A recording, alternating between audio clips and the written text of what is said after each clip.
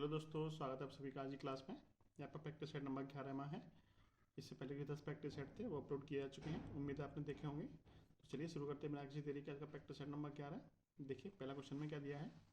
पहला क्वेश्चन दिया है कि यह वृत्तारेख 5 भिन्न रोजगार क्षेत्रों के कोणीय प्रतिनिधित्व को दर्शाता है। इन 5 क्षेत्रों में कर्मियों की कुल संख्या 7,20,000 है। आपको बताना है, क्वेश्चन में पूछा है कि सेवा क्षेत्र में कितने परसेंटेज कर्मी हैं। परसेंटेज में आपको बताना है, तो आपको पता होना चाहिए कि ये जो पूरा गोला है, पूरा जो वृत्त है, वो कितने डिग्री के बराबर होता है, तो 360 डिग्री के बराबर होता है। और परसेंटेज में कितने बराबर होता है, तो परसेंटेज में 100% के बराबर होता है। तो 360 डिग्री 360 अंश कितने परसेंट के बराबर है, तो 100% के बराबर है। पूछा किसका है, तो सेवा क्षेत्र का। सेवा कौन सा है, ये वाला। कितने डिग्री है, 72 डिग्री। 360 डिग्री 100% के बराबर है, तो 72 डिग्री कितने परसेंट के बराबर होगा, तो 100 में 360 से भाग कर दीजिए और 72 से गुणा कर दीजिए। ठीक है, परसेंटेज में वैल्यू आपकी निकल के आ जाएगी। 72 से कट जाएगा ये पूरा 5 बार, 5 से कट जाएगा आपका ये 20 बार। कितना परसेंट आ जाएगा, तो 20% वैल्यू निकल के आ जाएगी। ऑप्शन नंबर डी ऑप्शन आपका राइट आंसर हो जाएगा। क्वेश्चन नंबर 2 देखिएगा।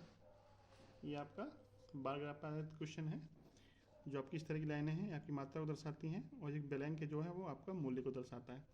क्वेश्चन में पूछा गया है कि वर्ष 2000 से 2001 में मात्रा में आई कमी का परसेंटेज बताइए। मात्रा में आई कमी का परसेंटेज बताना है। तो 2000 से 2001 में, 2000 में मात्रा कितनी थी, तो 200 थी, और 2001 में मात्रा कितनी है, 50 है। कितनी कमी हुई, तो आप कहेंगे 150 की कमी हुई है। कितने परसेंट की कमी हुई है, तो देखिए 150 की कमी कितने पे हुई है, 2000 की तुलना में बताना है। तो 2000 में कितनी थी मात्रा, 200 थी। परसेंटेज भी निकालने के लिए 100 से गुणा कर दीजिए। 2 जीरो से 2 जीरो खत्म, 2 से 150 कट जाएगा 75 बार। कितने परसेंट की कमी हो जाएगी, तो 75% की कमी हो जाएगी, जो कि आपको ऑप्शन नंबर ए में दिया हुआ है। ठीक है, ए ऑप्शन आपका राइट आंसर बन जाएगा। क्वेश्चन नंबर 3 देखिए। 60 तथा 80 के बीच आने वाली सभी अभाज्य संख्याओं का योग कितना है।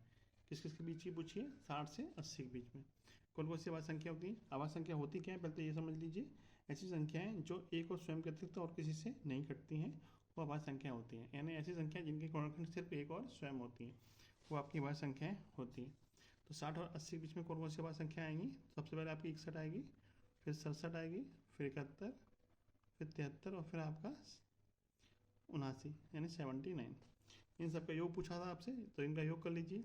तो 9 3 12 और 1 13, 13 7 20 और 1 21। एक अंक कितना आएगा, एक आएगा, जो कि सिर्फ एक ही ऑप्शन में दिया हुआ है। बाकी का चेक करने की जरूरत नहीं है। वैसे सबका जोड़ कितना आ जाएगा, 351। ठीक है, ऑप्शन नंबर सी आपका राइट आंसर हो जाएगा। क्वेश्चन नंबर 4 देखिए। क्वेश्चन नंबर 4 में बोला है कि 3/7, 11/13, 6/11 और 7/8 और आपके 5/9 भिन्नों में सबसे बड़ी और सबसे छोटी भिन्न का योग बताना है आपको। तो सबसे पहले हमें सबसे बड़ी भिन्न निकालनी पड़ेगी और फिर सबसे छोटी निकालनी पड़ेगी, फिर दोनों का हमें क्या करना पड़ेगा, योग करना पड़ेगा। देखिए मैंने आपको ये संख्याएं लिखी हुई पहले से, इनमें सबसे बड़ी भिन्न को हमें पहले निकालना है। सबसे बड़ी भिन्न या छोटी भिन्न कैसे निकालते हैं, तो देखिए कंपेयर करते हैं। सबसे बड़ी भिन्न निकालते हैं पहले। सबसे बड़ी भिन्न निकालने के लिए आपको बड़ी वाली भिन्न को आगे लेके चलना पड़ता है। जैसे कि इनका क्रॉस मल्टीप्लाई करिए। 13 गुणा 3 कितना होगा, 13 3 39, 11 गुणा 7 कितना है, 77। दोनों में बड़ा कौन है, तो आप कहेंगे 77 बड़ा है। इसका मतलब ये वाली जो भिन्न है वो इस वाली भिन्न से क्या है, बड़ी है। अब हम इसकी तुलना इससे करेंगे, ना कि इसकी तुलना इससे करनी है, क्योंकि हमें पहले बड़ी निकालनी है, तो हमें बड़ी वाली संख्या को ही आगे वाली से तुलना करनी पड़ेगी। अब देखिए 11 गुणा 11 करेंगे तो कितना आएगा, 121, और 13 गुणा 6 करेंगे, 13 6 78। यानी अभी भी ये वाली भिन्न जो है वो इस वाली भिन्न से क्या है, बड़ी है। तो अब इस वाली भिन्न को ही छोड़ दीजिए। अब इसकी तुलना किससे करेंगे, इस वाली भिन्न से। ठीक है, ऐसे तुलना करनी होती है। 11 गुणा 8, 11 गुणा 8 कितना आएगा, 88, और 13 गुणा 7 करेंगे, 13 7 91। कितना आ गया, 91। इसका मतलब ये वाली जो भिन्न है वो ये वाली भिन्न से क्या है, बड़ी है। तो इस वाली भिन्न को हमें आगे लेके चलना है। यानी अब जो तुलना करेंगे हम इस वाली भिन्न से करेंगे, ना कि इस वाली भिन्न से, क्योंकि ये वाली जो भिन्न है वो इससे बड़ी निकल के आई। अब बड़ी निकालनी है हमें, तो इस वाली तुलना इससे करिए। 9 7 63 और 8 पंजे 40। इसका मतलब बड़ी भिन्न कौन सी निकल के आई, 7/8। तो सबसे जो बड़ी भिन्न होगी वो कौन सी होगी, 7/8। कौन सी होगी, 7/8। अब हमें इसी तरह से हमें छोटी वाली भिन्न निकालनी है। क्या करना है, छोटी वाली भिन्न को निकालना है। तो क्या करना पड़ेगा आपको, दोबारा से इसको लिख लीजिए। 3/7, 11/13, 6/11, 7/8 और आपका 5/9। छोटी वाली भिन्न को निकालने के लिए आपको छोटी वाली भिन्न को ही आगे लेके चलना पड़ेगा। जैसे 13 गुणा 3 कितना आया था, 39, और 11 गुणा 7 आया 77। अब हमें छोटी वाली भिन्न चाहिए तो आपको छोटी वाली को आगे लेके चलना है, यानी इसकी तुलना आप इससे करेंगे ना कि इससे, क्योंकि ये तो इससे बड़ी निकली तो इसको आप यहीं छोड़ दीजिए, इसकी तुलना आप इससे करिएगा। तो देखिए 11 गुणा 3, 11 गुणा 3 कितना आएगा 33, 7 गुणा 6 कितना आएगा 42। ये वाली बड़ी है, ये वाली छोटी है, लेकिन हमें छोटी वाली चाहिए तो हमें इस वाली तुलना इससे करनी पड़ेगी। तो ये वाली बड़ी निकली तो इसको आप यहीं छोड़ दीजिए, ठीक है। अब इसकी तुलना कैसे करेंगे, इससे 8 गुणा 3 कितना आएगा 24, 7 गुणा 7 कितना आएगा 49। इसका मतलब ये वाली भिन्न अभी भी छोटी है इससे, इसको यहीं छोड़ दीजिए। अब इसकी तुलना फिर इससे करिए, तो देखिए 9 तिया 27 और 7 पंजे 35, यानी ये वाली भिन्न क्या होगी आपकी सबसे छोटी होगी, क्या होगी सबसे छोटी। यहाँ सबसे छोटी भिन्न कौन सी मिल गई आपको 3/7। दोनों का योग पूछा था आपसे तो दोनों का योग कर दीजिए, 7/8 और 3/7 का योग 7 49, 8 तिया 24, बटे में कितना आ जाएगा 7 8 56, यानी ये आ जाएगा आपका 73/56, ठीक है। जो कि आपको कौन से ऑप्शन में दे रखा है, ऑप्शन नंबर आपको डी में दे रखा है, ठीक है। डी ऑप्शन आपका राइट आंसर बन जाएगा। नेक्स्ट क्वेश्चन देखिएगा, क्वेश्चन नंबर 5। दो संख्याएं 5:6 के अनुपात में है, यदि उनका मासापा 4 है तो उनका लासा बताइए। ऐसे ही क्वेश्चन आपको पिछले प्रैक्टिस सेट में आया था, मैंने वहाँ पे बताया था कि जो लासापा होता है वो मासापा का गुणज होता है, लासापा मासापा गुणज होता है और संख्या भी आपकी मासापा की गुणज होती है। तो पहली संख्या कौन सी हो जाएगी 4 गुणा 5 यानी कि 20, दूसरी संख्या हो जाएगी आपकी 4 गुणा 6 यानी कि 24। डायरेक्ट एलसीएम निकाल सकते थे आप, डायरेक्ट एलसीएम कैसे निकालोगे, इन तीनों का आपस में गुणा करके, यानी 5 गुणा 6 गुणा 4, 6 पंजे 30 चौक 120, एलसीएम आपको 120 निकल के आ जाएगा। और दूसरा तरीका क्या है इसका निकालने का एलसीएम, तो देखिए संख्या आपकी निकल के आएंगी 4 गुणा 5 यानी 20, 4 गुणा 6 यानी कि 24, 20 और 24 का एलसीएम आपको पता है कितना आता है, तो 120 ही आता है, ऑप्शन नंबर सी। नेक्स्ट देखिएगा क्वेश्चन नंबर 6। यदि 35 संख्या का औसत 22 है, पहली 17 का 19 है और अंतिम 17 का 20 है, तो 18वीं संख्या बताइए। 17 17 34 और टोटल संख्या कितनी है 35, इसका मतलब आपको बीच वाली संख्या निकालनी है कि कितनी आएगी। तो देखिए पहली 35 का क्या है औसत 22, पहली 17 का औसत है 19 और अंतिम 17 का औसत है आपका 20, आपको 18वीं संख्या निकालनी है।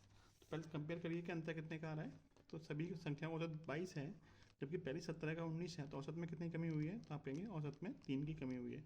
तो योग में कितनी कमी होगी, औसत का मतलब प्रत्येक संख्या पर 3 की कमी आ रही है, तो 17 संख्याओं में कितनी कमी आएगी, तो आप कहेंगे 17 तिया 51, यानी कमी जो आएगी वो कितनी आएगी 51 की कमी आएगी, ठीक है। ऐसे ही दूसरा देखिए, पहली सभी संख्याओं का औसत 22 है और अंतिम 17 का औसत कितना है 20 है, तो औसत में कितनी कमी आई, आप कहेंगे 2 की कमी आई। तो योग में कितनी कमी आ जाएगी 17 दूनी 34, यानी कुल मिला के जो कमी आ रही है वो कितनी की आ रही है 51 और 34 85 की कमी आ रही है। तो जो आपके 18वीं संख्या होगी वो कितनी होगी, उसको 22 तो होना ही पड़ेगा, उसके अलावा जो कमी आ रही है उसको भी पूरा करना पड़ेगा, यानी कि इसमें 85 आपको और जोड़ना पड़ेगा, कितना आएगा 107, ठीक है। जो कमी हुई है उसको मेंटेन करना पड़ेगा और उसको औसत के बराबर तो होना ही पड़ेगा। 18वीं संख्या जो होगी वो 22 + 85 यानी कि 107 होगी, option number B. Question number 7 देखिए, 7 मेज और 12 कुर्सियाँ 7800 में खरीदी जाती हैं। यदि एक मेज का औसत मूल्य 750 है तो एक कुर्सी का औसत मूल्य कितना होगा। देखिए एक मेज का औसत मूल्य कितना है, तो 750 है और टोटल मेज है कितनी, तो 6 मेज है। तो एक मेज का जो मूल्य है वो कितना है 750, तो 6 का कितना हो जाएगा, 6 गुणा 750 कर देंगे, यानी हो जाएगा आपका 4500, ठीक है। यानी जो 6 मेज है वो कितने की 4500 और 6 मेज प्लस 12 कुर्सियाँ कितने की 7800 की, तो 6 मेज प्लस 12 कुर्सी कितने की 7800 की हैं।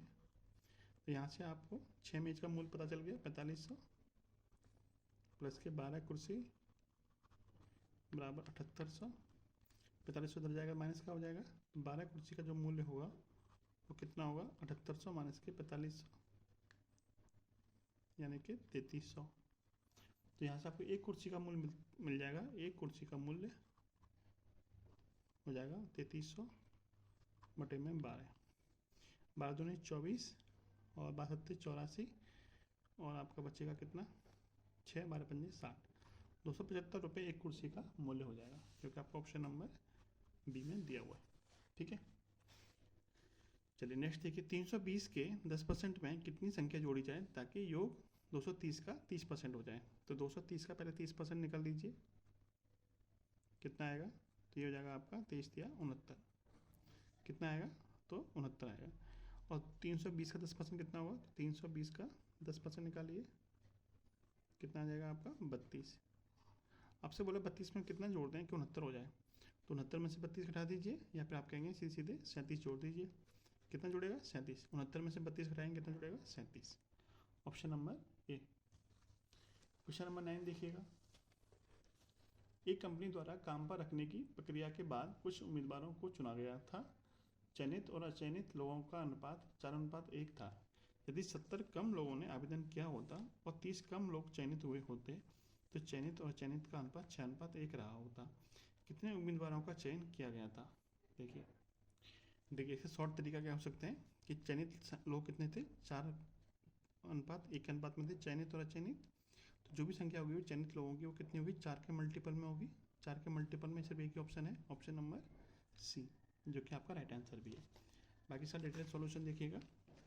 आपको बोला है कि पहली कंडीशन में बोला है कि एक कंपनी द्वारा काम पर रखने की प्रक्रिया के बाद कुछ उम्मीदवारों को चुना गया था। चयनित और अचयनित लोगों का अनुपात 4:1 था। चयनित कितने थे, 4 थे, तो अचयनित कितने थे, 1 थे। यानी कुल मिला के जो उम्मीदवार थे वो कितने थे, 5 उम्मीदवार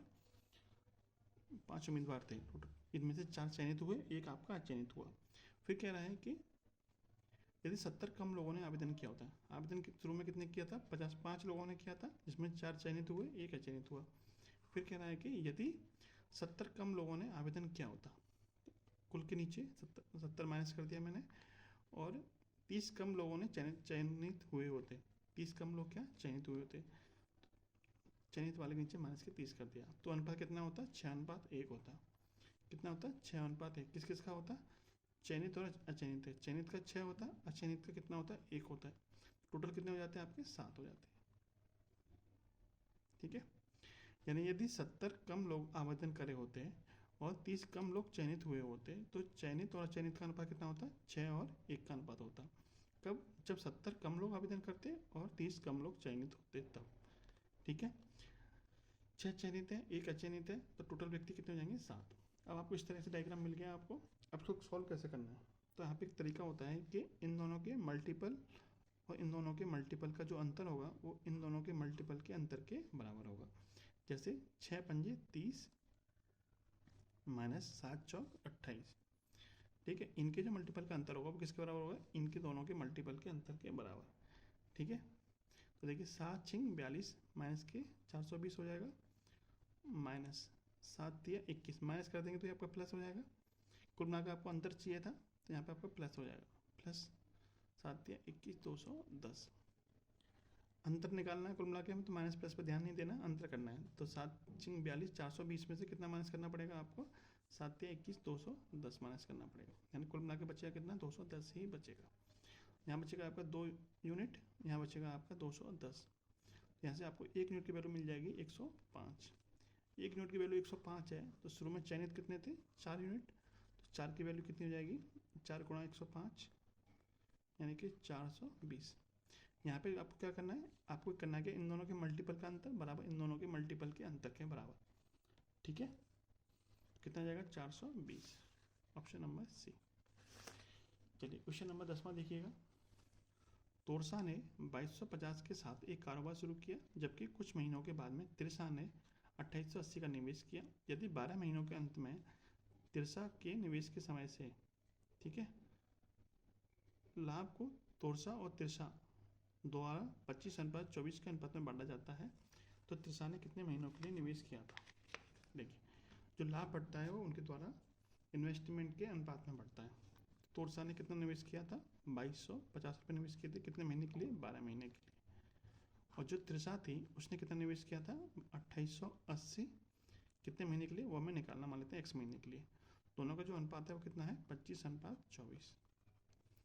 तोरसा ने 2250 रुपये निवेश किए 12 महीने के लिए, और जो तिरसा थी उसने 2880 रुपये निवेश किए x महीने के लिए। दोनों का अनुपात रखा 25:24। सॉल्व कर लीजिए। 25 से कटेगा एक बार, 25 से कटेगा आपका 90 बार, एक जीरो से एक जीरो खत्म। 12 से 288 कटता है आपका 24 बार, ठीक है। और 24 से एक बार, 24 से 24 खत्म एक बार। तो कुल मिला के एक्स का गुणा इसमें होगा, 1 का गुणा 9 में होगा, यानी एक्स की वैल्यू कुल मिला के कितनी आ जाएगी, 9 महीने। Option number C. Question number 11 में देखिएगा, एक पेंसिल का अंकित मूल्य उसके क्रय मूल्य से 35% अधिक है। दुकानदार को उस पेंसिल पर कितनी अधिकतम छूट देनी चाहिए जिससे कि उसे ना तो लाभ हो ना ही हानि।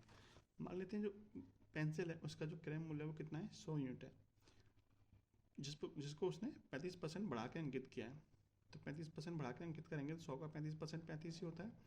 35 बढ़ा के अंकित करेंगे तो अंकित मूल्य कितना हो जाएगा इसका, 135। एक क्रय मूल्य था, सीपी था, एएमपी यानी कि अंकित मूल्य था। अब कह रहा है उस पर वो कितनी छूट दे कि उसे ना तो लाभ हो और ना हानि हो। ना लाभ हो ना हानि होने का मतलब क्या है कि उसने जितनी खरीदे उतनी में वो बेचे, यानी 135 अंकित मूल्य वाली चीज़ को कितने बेचना चाह रहा है, 100 में बेचना चाह रहा है। तो उसे कितनी छूट देनी पड़ेगी, तो आप कहेंगे 35 यूनिट की छूट देनी पड़ेगी, तब जाके वो 100 में बिकेगी।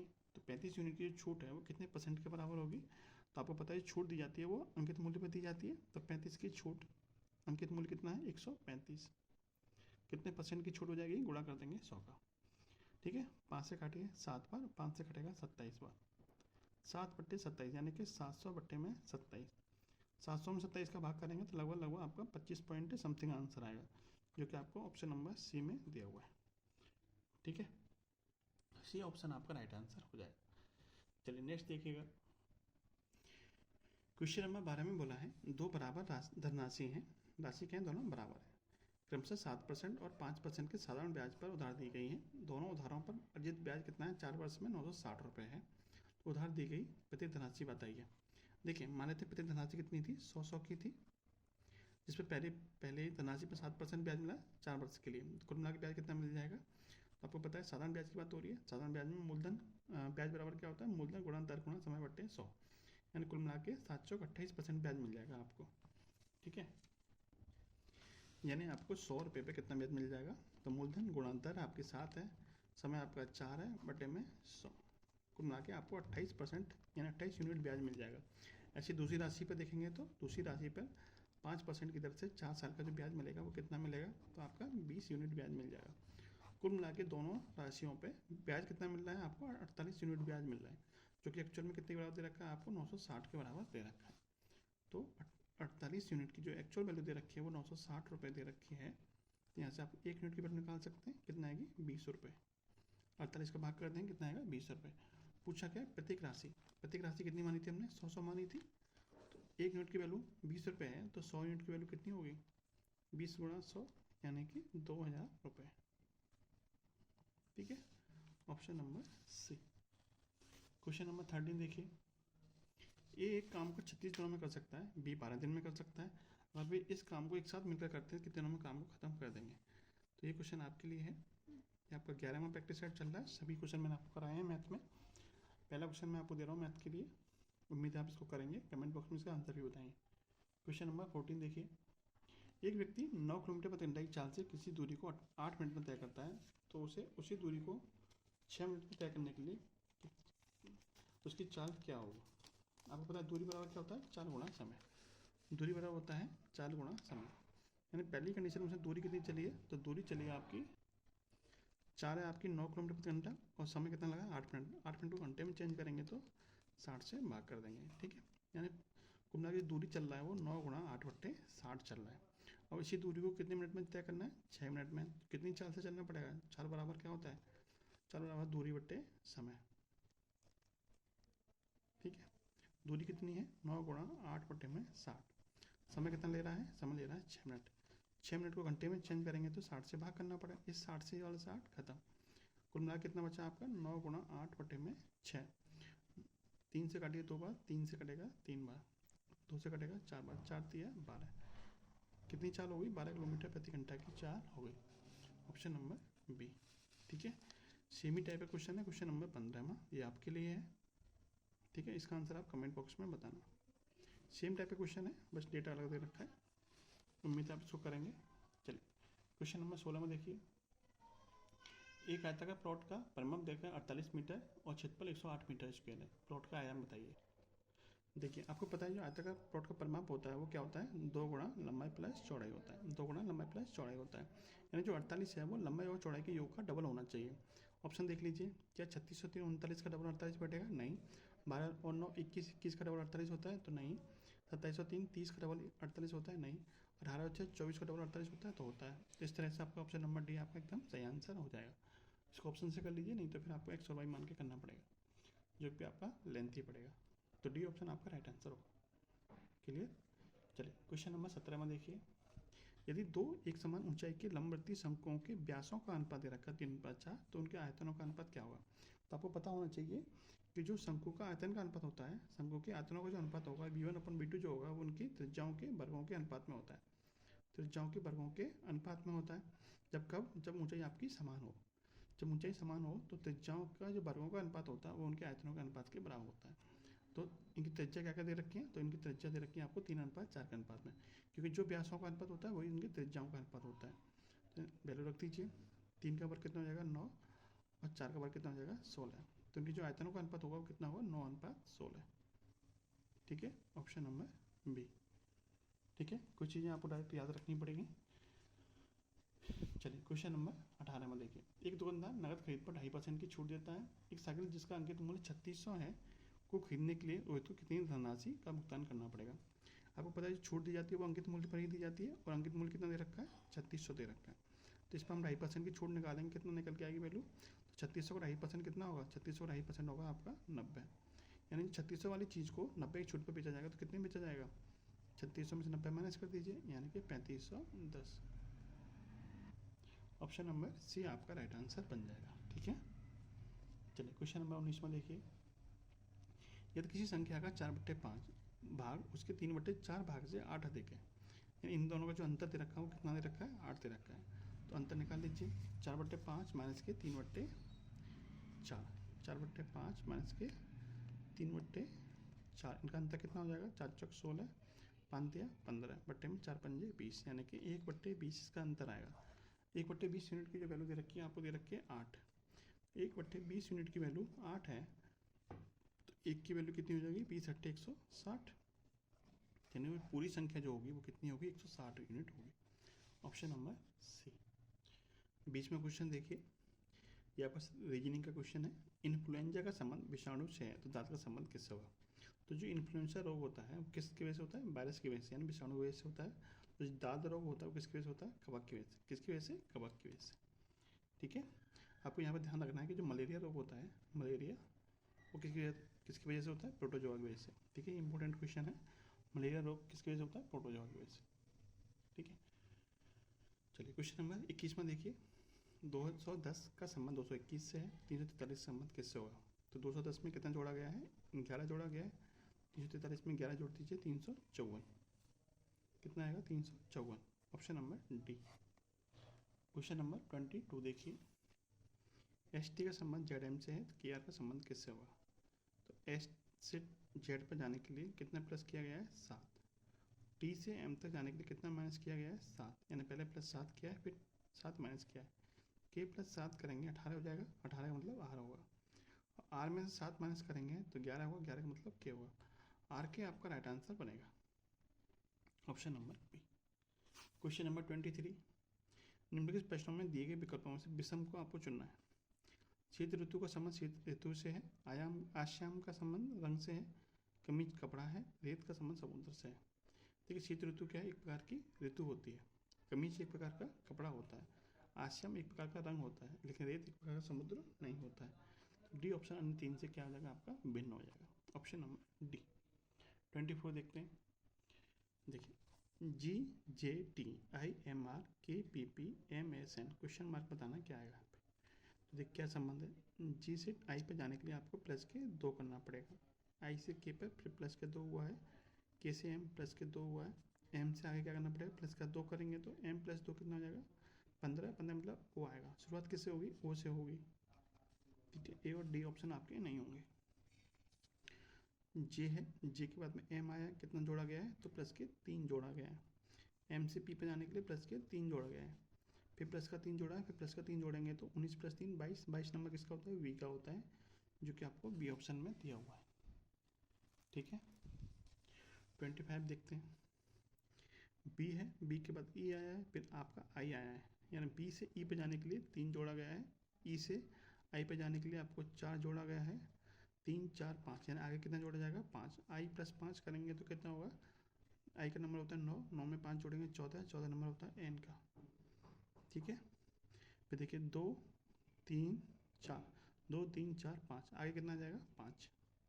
नेक्स्ट देखिए डी एच, डी से एच पे जाने के लिए 4 प्लस हुआ है, एस से एम पे जाने के लिए 5 प्लस हुआ है, फिर एम से कितना प्लस होगा 6, एम प्लस 6 कितना होता है 19, 19 नंबर किसका होता है एस का। ऑप्शन नंबर सी आपका राइट आंसर बनेगा। ठीक है, क्वेश्चन नंबर 26 देखते हैं। पी और क्यू एक ही बिंदु से साइकिल चलाना शुरू करते हैं। पी उत्तर की ओर 18 किलोमीटर चलता है, फिर अपनी दाईं ओर मुड़ जाता है। इसका डायग्राम बना लेते हैं पहले। देखिए दोनों को एक ही बिंदु से चलाते हैं, इस वाले पॉइंट से। पी और क्यू एक ही बिंदु से साइकिल चलाना शुरू करते हैं। पी उत्तर की ओर चलता है 18 किलोमीटर, पी को चलाते हैं उत्तर की ओर 18 किलोमीटर। ठीक है, फिर कह रहा है फिर अपने दाहिनी ओर मुड़ जाता है और कितना चलता है 3 किलोमीटर। ठीक है, क्यू पूरब की ओर चलता है और 9 किलोमीटर चलता है। जब ये उत्तर मान लिया हमने, ये नॉर्थ है तो ये आपका ईस्ट है, ये आपका साउथ हो जाएगा, आपका ये वेस्ट हो जाएगा। पहले उत्तर की ओर चला था, फिर दाहिनी तरफ चला है 3 किलोमीटर। फिर जो क्यू है वो पूरब की ओर चलेगा 9 किलोमीटर। कितना चलेगा क्यू जो चलेगा वो 9 किलोमीटर चलेगा, यहाँ 3 किलोमीटर तो यहाँ इसके बराबर चल जाएगा, 6 किलोमीटर और एक्स्ट्रा चल जाएगा। ठीक है, क्यू यहाँ पहुँच गया। फिर कह रहा है कि फिर उत्तर की ओर मुड़ जाता है और 10 किलोमीटर चलता है। कितना चलता है 10 किलोमीटर, मान लेते हैं यहाँ तक चल गया 10 किलोमीटर, क्योंकि ये पूरी दूरी 18 है तो कितना चलेगा यहाँ तक, इसके 10 के बराबर चल जाएगा। ठीक है, फिर बाईं ओर मुड़ जाता है, कितना चलता है 6 किलोमीटर। बाईं ओर मुड़ जाए कितना चलेगा 6 किलोमीटर, यानी इसके बराबर पहुँच गया, यहाँ पे पहुँच गया। ठीक है, पी की स्थिति से अब क्यू कहाँ है, यहाँ पे पी था, यहाँ पर क्यू है।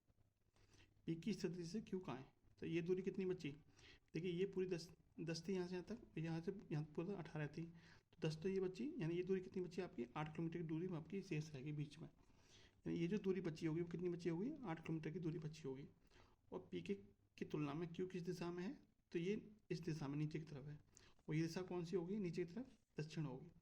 यानी जो क्यू होगा वो पी की तुलना में कहाँ होगा 8 किलोमीटर दक्षिण दिशा में होगा। Option number A. Question number 27 देखिए।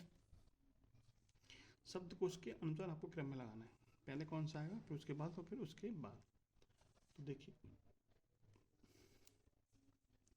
तो ये आर तो सब में कॉमन है, इससे तो कोई फर्क पड़ने वाला है नहीं है।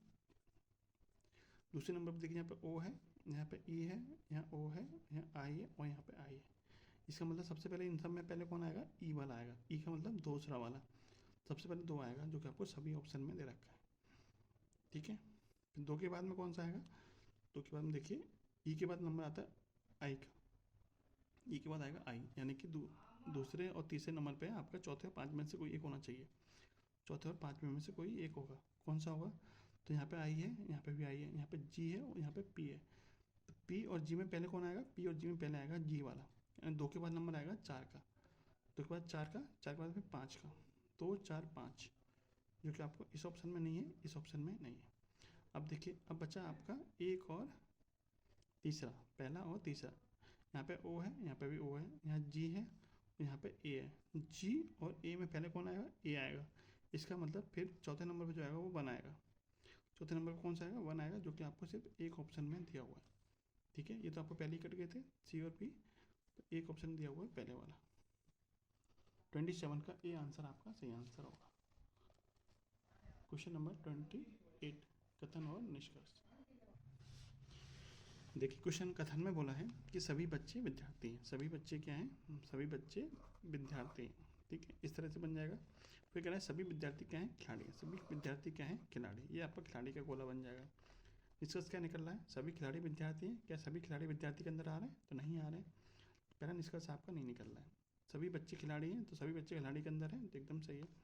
निष्कर्ष कौन सा निकल रहा है, केवल 2, ऑप्शन नंबर बी। 29 देखिएगा।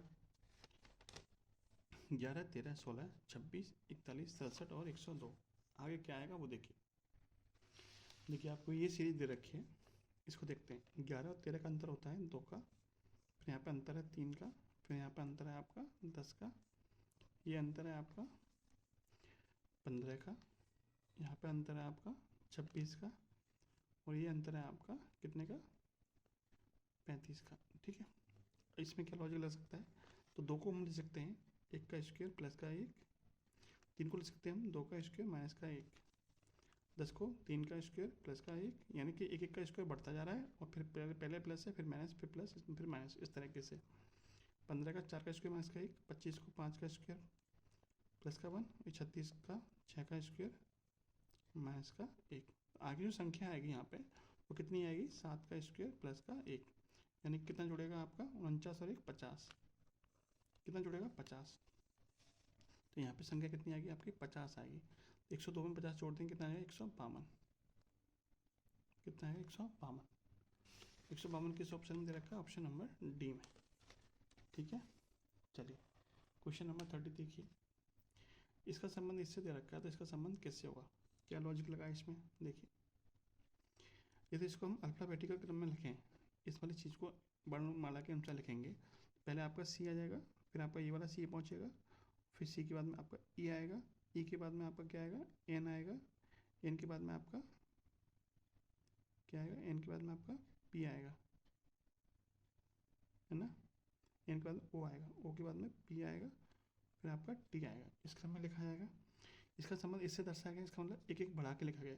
सी के बाद क्या आता है डी, सी के बाद डी, ई के बाद एफ, एन के बाद ओ, ओ के बाद पी, पी के बाद क्यू, क्यू के बाद में और टी के बाद में यू, यानी कि +1 किया गया सब में। यानी पहले इसको आपको वर्णमाला के अनुसार क्रम से लगाइए, फिर उसमें +1 करके आपका कोड बन जाएगा। तो वर्णमाला के अनुसार लगाएंगे इसको, पहले आएगा आपका ए, फिर आपका आएगा एन,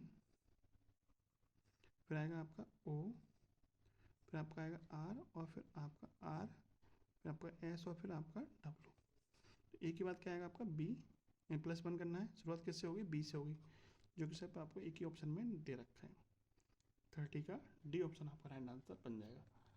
क्वेश्चन नंबर 31 देखिए, 4 6 9 14 23 40 क्या है इसमें, देखिए 4 6, तो ये हो जाएगा आपका, देखिए 4 से 6 कैसे बनाए, तो 4 का डबल कर दीजिए, 4 दूनी 8 माइनस के 2। 6 से 9 कैसे बनाए, तो 6 दूनी 12 माइनस के 3, इन दोनों कर दीजिए, एक एक करके बढ़ा के घटाते जाइए। फिर आपका बनेगा 9 से 14 कैसे बनाए, 9 दूनी 18 माइनस के 4। तो इसी तरह से क्या बनेगा आपका, तो देखिए यहाँ पे 2 माइनस हुआ है, यहाँ पे 3, यहाँ 4, यहाँ 5, यहाँ 6, तो आगे कितना होगा 7 माइनस होगा, यानी कि 40 का डबल कर दीजिए और 7 माइनस कर दीजिए, कितना आ जाएगा आपका 73, ऑप्शन नंबर ए। क्लियर है, चलिए क्वेश्चन नंबर 32 देखते हैं। देखिए श्रेणी में प्रश्न से चिन्ह के स्थान पर क्या आएगा, 168 168 84 28 क्वेश्चन मार्क। तो ये आपके लिए है, इस क्वेश्चन का आंसर आप कमेंट बॉक्स में बताना। ठीक है, सिंपल क्वेश्चन है, सिंपल लॉजिक लगाना है आपको। क्वेश्चन नंबर 33 कथन और निष्कर्ष। कथन कह रहा है प्रत्येक व्यक्ति के पास अपना पहचान पत्र होना चाहिए। दूसरा कथन है आपातकाल के मामले में उस कार्ड में उसका रक्त समूह संपर्क के लिए पूरा पता टेलीफोन नंबर का उल्लेख किया जाना चाहिए। इस कथन से निष्कर्ष क्या निकल सकते हैं, रक्त तब तक प्रदान नहीं किया जा सकता तब तक कार्ड में उसके समूह का उल्लेख नहीं है। लेकिन रक्त प्रदान के बारे में तो कोई जानकारी इसमें दे नहीं रखी, तो ये आपका निष्कर्ष नहीं निकलेगा। ठीक है, दूसरा देखिए किसी भी परिस्थिति में किसी को भी अपना फ़ोन नंबर नहीं बोलना चाहिए, इस संबंध में कुछ जानकारी है इसमें नहीं है। तीसरा देखिए यदि चोट घातक है तो पुलिस को इस जानकारी की आवश्यकता होती है। यदि कोई चोट घातक लग जाती है तो आपको पुलिस को जानकारी किससे मिलेगी, आपको इस चीज़ से मिलेगी। तो इसका इसमें संबंध दे रखा है, तो इसका मतलब तीसरा निष्कर्ष आपका निकाल सकता है, ऑप्शन नंबर सी आपका राइट आंसर बनेगा। क्वेश्चन नंबर 34 देखिए, कैराबाइनर शब्द के अक्षरों का कौन सा शब्द गठित नहीं किया जा सकता। देखिए इससे कौन सा शब्द नहीं बन सकता, तो चेक करोगे इसमें तो आपको यहाँ पे एन 2 बार दिखाई देगा, एक एन ये एक एन ये है, जबकि इसमें कितनी बार एन आया है, सिर्फ एक बार ही एन आया है। इसका मतलब ये आपका शब्द के अक्षरों का प्रयोग करके नहीं बन सकता है। ठीक है, ऑप्शन नंबर बी आपका राइट आंसर होगा। 35 देखिए, क्वेश्चन कह रहा है एक्स ने 15 किलोमीटर उत्तर में और फिर अपने बाईं ओर 20 किलोमीटर साइकिल चलाई, उसे अपने मूल स्थान तक पहुंचने के लिए कम से कम कितनी किलोमीटर साइकिल चलानी पड़ेगी। देखिए डायरेक्शन हम बनाते हैं इस तरीके से, ये आपका पूरब होगा, ये आपका पश्चिम, ये उत्तर, ये आपका दक्षिण। तो कह रहा है जो एक्स है, एक्स ने शुरुआत किससे करी? उत्तर दिशा में करी। मान लीजिए यहाँ शुरुआत करते हैं उत्तर दिशा की ओर, कितना चलेगा आपका? 15 किलोमीटर चलेगा। ठीक है, उसके बाद कितना चल रहा है? 20 किलोमीटर साइकिल चलाई। किधर? बाईं ओर मुड़ के, बाईं ओर मुड़ जाएगा इधर। कितना चलाएगा? 20 किलोमीटर। आपसे पूछा है उसे अपने मूल स्थान तक पहुँचने के लिए कितना दूरी चलना पड़ेगा, यानी यहाँ उसको यहाँ पहुँचना है।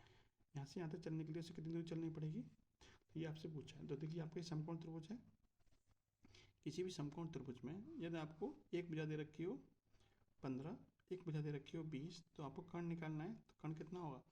पाइथागोरस प्रमेय से निकाल सकते हैं या फिर आप सीधे भी निकाल सकते हैं, 15, 20, 25। ठीक है, पाइथागोरस प्रमेय क्या कहती है कि जो कर्ण होगा वो कर्ण किसके बराबर होगा? अंडर में आधार का वर्ग यानी कि 15 का वर्ग प्लस लंब का वर्ग यानी कि 20 का वर्ग। तो 15 का वर्ग कितना होता है? 225। 20 का वर्ग कितना होता है? 400। कुल मिला के कितना हो गया आपका? 625। और 625 का वर्गमूल कितना आता है? 25 आता है। तो कर्ण कितना हो गया आपका? 25 हो गया। कितनी दूरी चलनी पड़ेगी उससे कम से कम? तो कम से कम पूछा है तो कितनी चलनी पड़ेगी? 25 चलनी पड़ेगी। Option number D. Question number 36 देखिए, कथन और तर्क। कथन कह रहा है क्या राष्ट्रीयकृत बैंकों के अधिकारियों को 1 या 2 साल बाद स्थानांतरित किया जाना चाहिए? इसके पीछे तर्क क्या कह रहे हैं? हाँ, वे स्थानीय लोगों के साथ घुल मिल जाते हैं और उनसे चालाकी से काम निकाला जा सकता है। देखिए ये बात सही है कि वो घुल मिल जाते हैं, लेकिन चालाकी से काम निकाल सकते हैं, तो फिर ये वाली बात काफ़ी गलत हो जाएगी। चालाकी से काम नहीं निकाला जा सकता। ठीक है, तो ये तो आपका गलत हो जाएगा। दूसरा देखिए, नहीं, जब तक उनकी नीतियाँ और योजनाएं आकार लेने लगती हैं उन्हें छोड़ना पड़ता है। और तीसरा है आपका, नहीं, यह बहुत सारी प्रशासनिक परेशानी पैदा करेगा और अधिकारियों के लिए बहुत ही असुविधा का कारण बन जाएगा। तो देखिए ये बात बिल्कुल सही है कि जब ट्रांसफ़र होता है तो बहुत सारी प्रशासनिक परेशानी पैदा होती है और असुविधा भी होती है। तो तीसरा आपका सही है। दूसरा देखिए, नहीं, जब तक उसकी नीतियाँ योजना आकार लेने लगती हैं उन्हें छोड़ना पड़ता है। तो जब कोई नीति बनती है, जब तक उसका क्रियान्वयन का टाइम आता है तब तक लोगों को ट्रांसफ़र हो जाते हैं, तो वो नीति पर उसका प्रभाव पड़ता है। तो ये भी आपका क्या है? सही है। तो 2 और 3 आपके सही बन रहे हैं तर्क। ठीक है, पहला आपका तर्क सही नहीं है। और लास्ट क्वेश्चन देखिए, क्वेश्चन नंबर 37। बी ए के पश्चिम में 2 किलोमीटर की दूरी पर है। बी ए के पश्चिम में 2 किलोमीटर की दूरी पर है, तो इसको बना लेते हैं। आपको पता है दिशा दर्शाएंगे वो, इधर ईस्ट होता है, ये आपका वेस्ट, ये आपका नॉर्थ और ये आपका साउथ। ठीक है, इस तरह से दर्शाना है। तो देखिए जो बी है वो ए के पश्चिम में 2 किलोमीटर है, तो यहाँ पे मान लेते हैं ए है, तो इसके पश्चिम में 2 किलोमीटर पर कौन होगा? बी होगा। ठीक है, फिर कह रहा है सी बी के उत्तर में 1 किलोमीटर है और डी के पूर्व में 2 किलोमीटर है। जो सी है वो बी के उत्तर में कितना है? 1 किलोमीटर। बी के उत्तर में 1 किलोमीटर है। ठीक है, कौन? सी। और वो डी के पूर्व में कितना है? 2 किलोमीटर। डी के पूर्व में कितना है? 2 किलोमीटर है। तो डी का पूर्व इधर ही होगा, तो डी और सी के बीच की दूरी होगी आपकी 1 किलोमीटर की। ठीक है, सॉरी, डी और सी के बीच की दूरी होगी 2 किलोमीटर की। फिर बोला जो ई है वो डी के दक्षिण में 4 किलोमीटर है। जो ई है वो डी के दक्षिण में कितना है? 4 किलोमीटर। तो यहाँ से यहाँ तक की दूरी 1 किलोमीटर की होगी, 3 किलोमीटर आपको एक्स्ट्रा और चलना पड़ेगा। ये 3 हो जाएगा, ये कुल मिला कितना हो जाएगा? 4। ई कहाँ पहुँच गया आपका? डी के दक्षिण में। तो ई डी के दक्षिण में 4 किलोमीटर है और एफ के पश्चिम में 5 किलोमीटर। एफ के पश्चिम में 5 किलोमीटर है, तो एफ किधर होगा? इसके पूर्व में कितना? 5 किलोमीटर। 2, 2, 4 और 1 एक्स्ट्रा चलना पड़ेगा आपको, 5 किलोमीटर। यानी यहाँ से यहाँ तक की दूरी 4 हो जाएगी। इन दोनों दूरियों के बराबर 1 किलोमीटर दूरी आपको एक्स्ट्रा चलनी पड़ेगी। ठीक है, एफ कहाँ हो गया आपका? यहाँ पे। आपको यही तो बोला है कि जो एफ है, जो ई है वो डी के दक्षिण में है। ई डी के दक्षिण में 4 किलोमीटर है और एफ के पश्चिम में है कितना? एफ के पश्चिम में कौन कितना है? 5 किलोमीटर। अब आपका ये डायग्राम बन गया। पूछा क्या है? ए के सापेक्ष एफ किस दिशा में, यानी इसकी तुलना में ये किस दिशा में। जिससे पूछा था वहाँ पे आपको क्रॉस बनाना पड़ता है इस तरीके से। इसकी दिशा निकालनी है तो इसको ऐसे मैच कर दीजिए। तो ये दिशा कौन सी होगी? तो इधर प्लस बनाओगे तो यहाँ पर पूरब होगा, ये पश्चिम होगा, ये उत्तर होगा, ये दक्षिण होगा। तो ये दिशा कौन सी होगी? पूरब और दक्षिण के बीच की दक्षिण पूरब, दक्षिण पूरब, जो कि आपको ऑप्शन नंबर सी में दी हुई है। तो ये था आज का प्रैक्टिस सेट नंबर 11। वीडियो आपको कैसी लगी कमेंट बॉक्स में जरूर बताना। अच्छी लगी हो तो लाइक और शेयर करना मत भूलना। जय हिंद, जय भारत।